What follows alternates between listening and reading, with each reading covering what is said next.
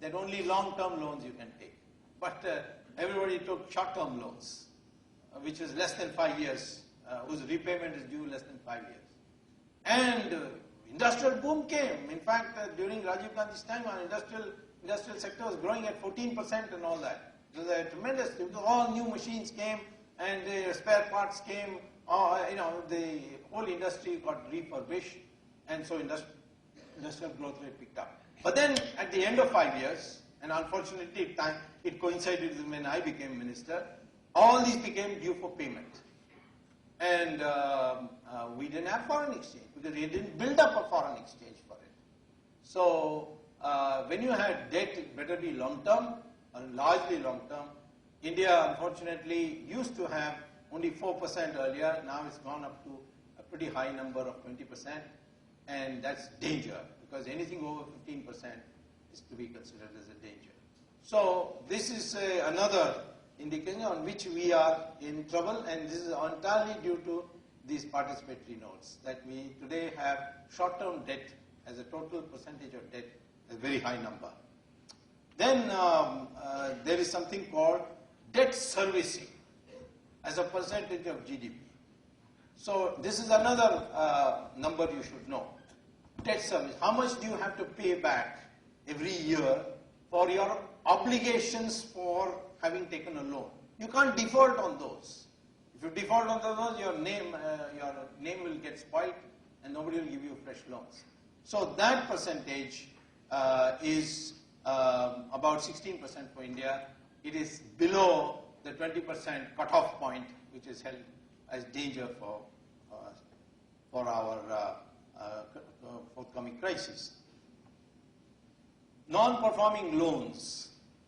Now, non-performing loans, incidentally, all these numbers are very similar to China. But on non-performing loans, India was pretty high at one stage, something like 20–25%. Till I went and filed a public interest litigation in the Supreme Court against the Indian bank, because the Indian bank chairman thought that bank belonged to him and not to the government. So, and he was a complete congressman. So anybody wrote, one or two key congressmen like Mr. G.K. Moopanar and Chidambaram, etc., they would write on a piece of paper, give this man a loan, and he will come with that chit and give it. And the bank manager, the bank chairman would say to the bank manager, relevant bank manager, give him the loan. And the Indian bank went to a huge NPL. And when I filed this case, then notice was issued, and finally CBI inquiry was ordered, and the bank chairman ended up in jail. I wanted Chidambaram in jail, but no judge was ready to do that. So maybe in the future, because under Indian laws, corruption is not time barred, and revive a corruption case even after 50 years. So I have nothing against Chidambaram. I just don't think he deserves to be finance minister, that's all. Or any minister for that matter. But he can't do anything else, that's the problem. Except be lawyers for Enron and Coca-Cola and so on. Anyway, this is after that case, a strict crackdown came, and so many people were caught and so on. So many people went to jail, and after that, there was a lady who came in as chairman of some Ranjana something, isn't it? And she did a lot of cleanup job.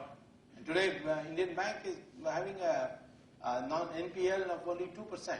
That is non-performing loans. That is loans which have not been, whose interest rates have not been paid for more than 4 months. Indian Bank and most Indian banks today are doing very well as far as NPL is concerned. But China, the NPL is running at 50%. And the banks have eaten all their capital. So every year, there's a huge transfer from the state budget to the banks. And China cannot close down these banks, because if you close down these banks, then what will happen is that they will not be able to give those loans. Who do they give these loans to which are not repaid? to the big public sector, which the Chinese call as state-owned enterprises. These big public sectors are guzzlers of money. But the Chinese cannot close down these state-owned